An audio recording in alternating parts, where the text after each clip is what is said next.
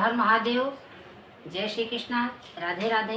आज आप लोगों के लिए बहुत ही सुंदर एक शिव चर्चा भजन लेके आई हूँ। आप लोग सुनिए, कैसा लगे लाइक करिए, सब्सक्राइब करिए और हमारे इस भजन को ज़्यादा से ज़्यादा सपोर्ट करिए।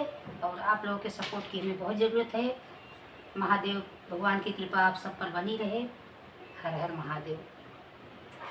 लेला न्योतवा हमारे हो शिव चर्चा में लेला नेवतवा हमारे हो शिव चर्चा में चर्चा में शिव चर्चा में चर्चा में शिव चर्चा में लेला नेवतवा हमारे हो शिव चर्चा में लेला नेवतवा हमारे हो शिव चर्चा में अंगन लिपाइब चौरा पुराइब अंगन लिपाइब चौका पुराइब जो हब डगरिया तोहार हो शिव चर्चा में जो हब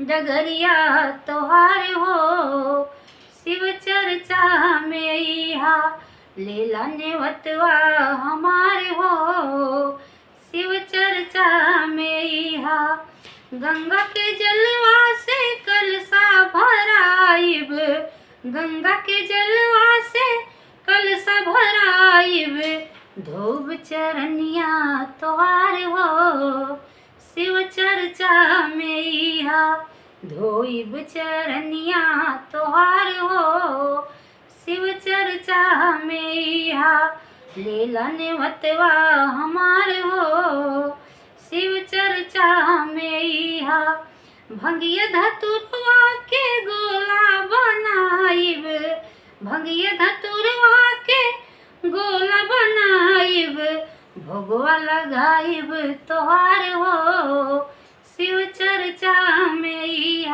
भोगवा लगाइब तोहार हो शिव चर्चा में लेला नेवतवा हमारे हो शिव चर्चा में घिउवा कपूरवा के दिया ना जलाइब घिउवा कपूरवा के दिया ना जलाइब आरती करब तोहार हो शिव चर्चा में करबई आरती तोहार हो शिव चर्चा में लेला नेवतवा हमार हो शिव चर्चा में लेला नेवतवा हमार हो शिव चर्चा में हर हर महादेव।